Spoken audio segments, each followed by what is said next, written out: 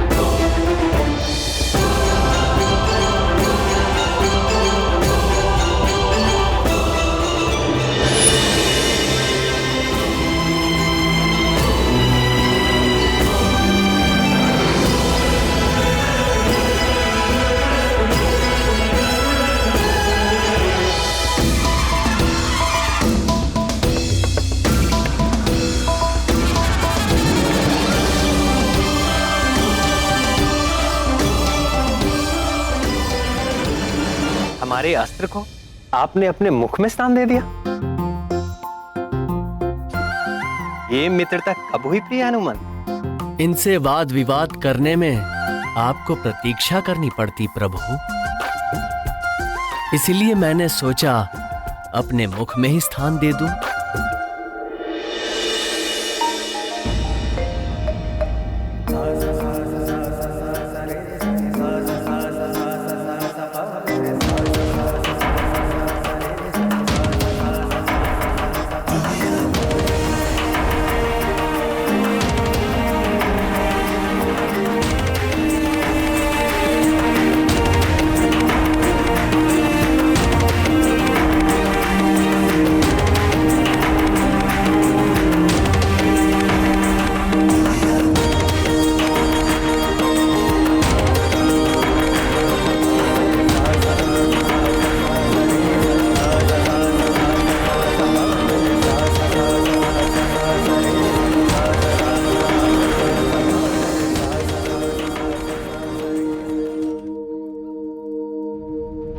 अंजनी नंदन, मेरे समीप इतनी स्त्रियां देखकर भी तुम्हें विस्मय हो रहा होगा। हो तो रहा है प्रभु।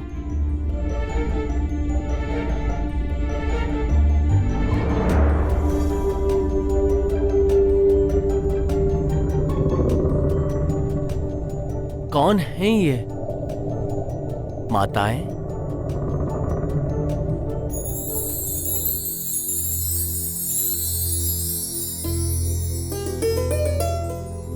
तुम्हें स्मरण होगा कपिवर, त्रेता युग में अनुजों और सेना सहित मैंने सरयू नदी में जल समाधि ले ली। तब से अब तक लाखों वर्षों से तुम निरंतर मेरे नाम का जाप कर रहे हो, और कदाचित तुम्हें भी बोध है वत्स कि वर्तमान द्वापर युग में मैं श्री कृष्ण रूप में इस पृथ्वी पर फिर से अवतार ले चुका हूं।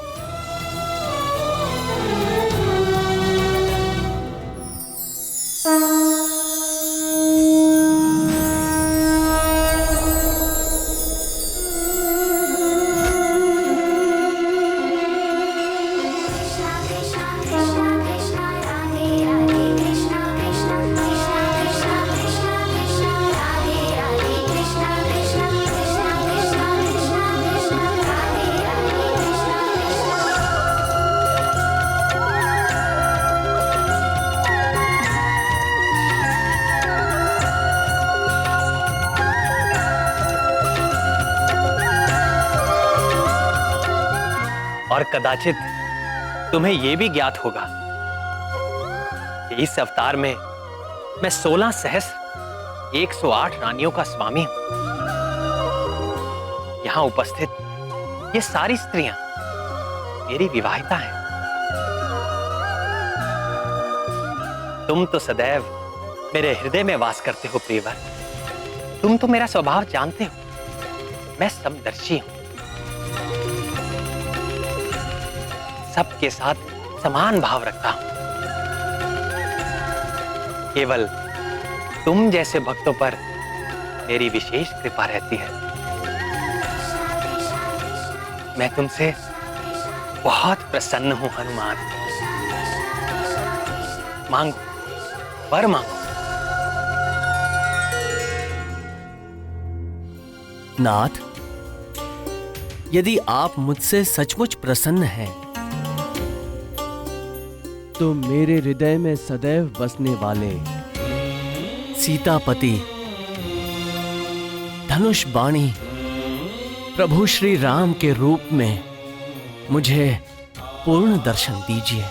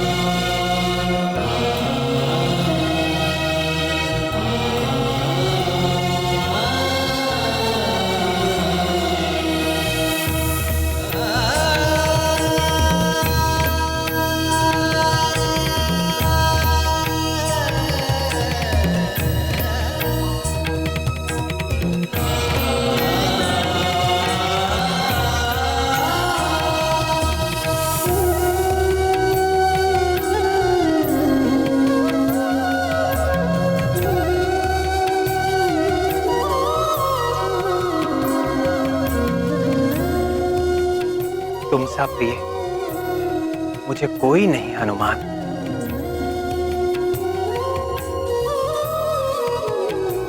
मैं सदैव तुम्हारा ऋणी रहूंगा।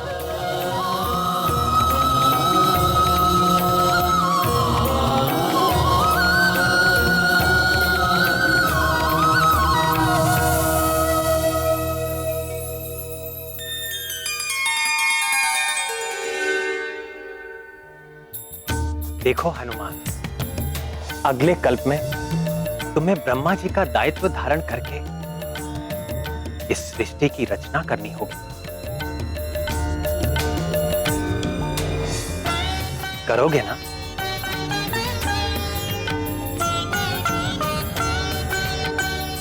जैसी प्रभु की आज्ञा।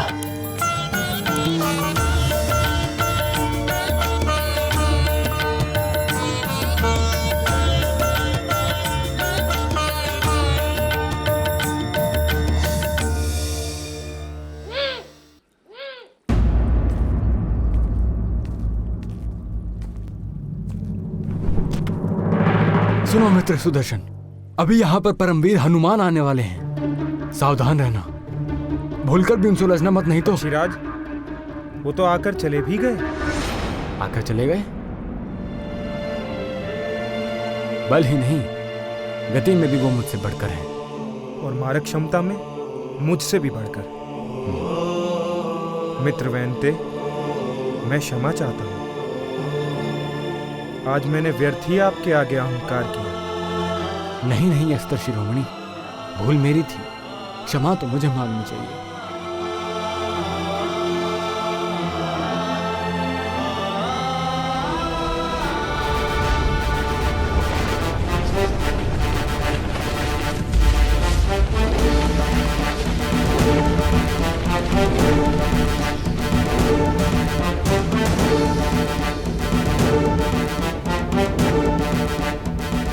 मैं सब समझ गई ना।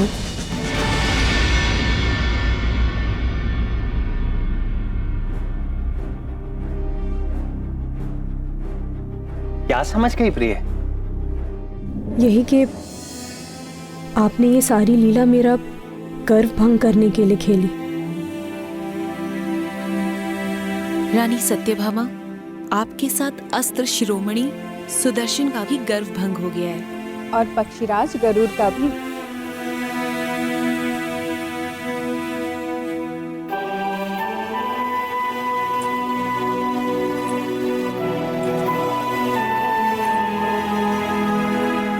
मुझे अपने रूप का अभिमान हो गया था स्वामी।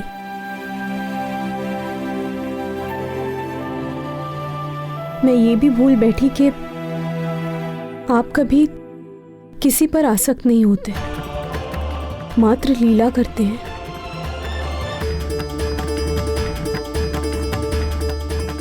मुझे क्षमा कर दीजिए नाथ।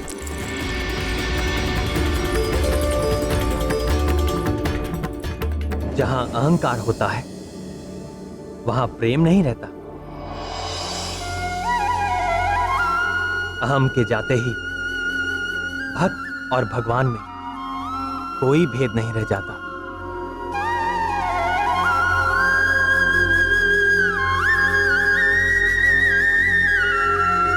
भक्त स्वयं भगवत रूप हो जाता है।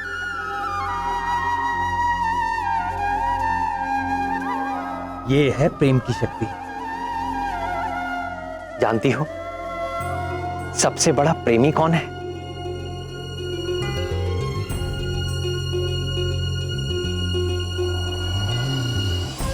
कौन नाथ?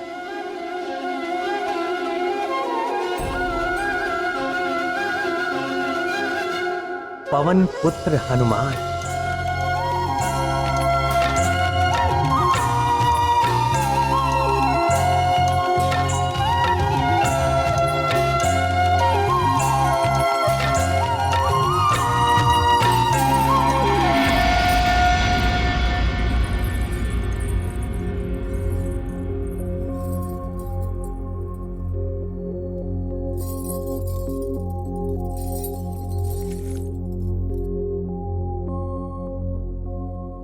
स्वामी, आपने महाबली हनुमान से यह क्यों कहा कि मैं तुम्हारा सदैव ऋणी रहूंगा? भक्त तो भगवान के जन्म जन्मांतर से ऋणी थे और सदैव रहेंगे, परंतु भगवान भक्त का ऋणी हो, यह तो महान आश्चर्य का विषय है। कारण ही कुछ ऐसा है कि मैं ऋणी हूं और सदैव रहूंगा। तो बताइए ना प्रभु।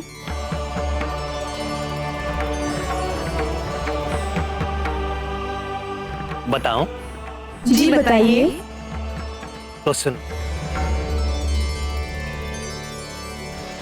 वीर हनुमान ने मेरे प्राणों की रक्षा की थी। आपके प्राणों की रक्षा?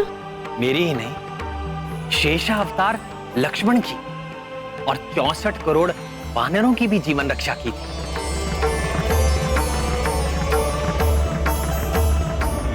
ये लंका युद्ध की बात है।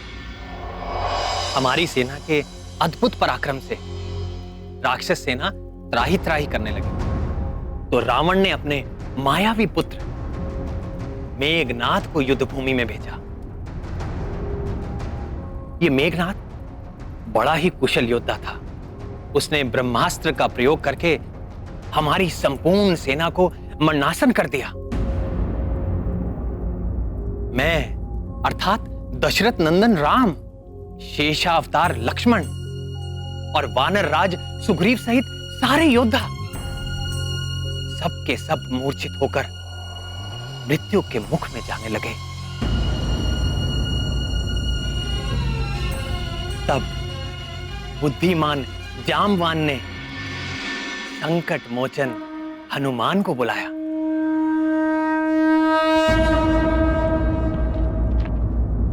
तात, आप ठीक तो हैं?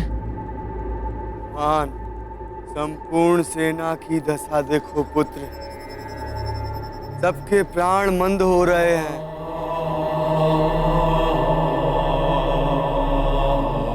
हाँ तात, सूर्य की प्रथम किरणों के साथ ही ये सभी सैनिकों के प्राण पखेरु हो जाए। अब केवल तुम ही हम सब की प्राण रक्षा कर सकते हो हनुमान। किसी दूसरे में ये योग्यता नहीं है। श्री राम भी इस घड़ी में तुम्हारे पराक्रम के आश्रय हैं। और मेरा पराक्रम मेरे प्रभु श्री राम के आश्रय। मैं जानता हूँ पुत्र, तुम्हें बहुत दूर हिमालय जाना होगा और ब्रह्मास्त्र के उपचार के लिए औषधियां लानी होंगी पुत्र। हिमालय? हिमालय तो यहां से सहस्रों योजन की दूरी पर है। चकित न हो राक्षस राज, विलक्षण हनुमान पवन पुत्र है और पूरी तरह सक्षम। उनके लिए ना तो कोई कार्य दुष्कर है और ना ही कोई स्थान दुर्गम। आप औषधियां बताइए तात। उनके नाम ध्यान से सुनो पुत्र। मृत संजीवनी, विशल्यकर्णी, सुवर्णकर्णी और संघानी। ये हिमालय पर कहाँ प्राप्त होंगी तात? ऋषभ नामक सुवर्णमय शिखर और शंकर जी के निवास कैलाश के बीच द्रोण नामक एक पर्वत है पुत्र, जो अपने प्रकाश से अलग ही दिखाई देता है। उसी पर्वत पर ये चारों औषधियां मिलेंगी, जो अपनी विशेष आभा से चमकती रहती है।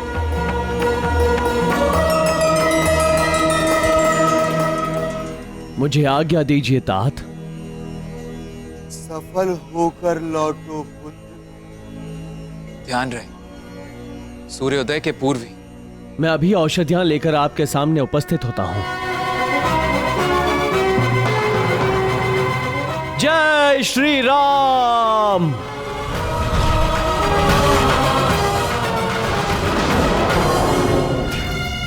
सूर्योदय के पूर्व द्रोण पर्वत से औषधियां लाना अति दुष्कर ही नहीं, असंभव। वानर सेना के सारे योद्धा मेघनाथ के ब्रह्मास्त्र से आहत होकर मरणासन पड़े हुए हैं। ये अति दुष्कर कार्य करेगा। कौन करेगा? इस असंभव कार्य को करने का संकल्प हनुमान ने ले लिया। किसने? उसी हनुमान ने जिसने हमारी सुनहरी लंका को अपनी पूंछ से जलाकर काला कर दिया। धार्मिक वीडियो सबसे पहले देखने के लिए हमारे चैनल को सब्सक्राइब करें और बेल आइकन दबाएं।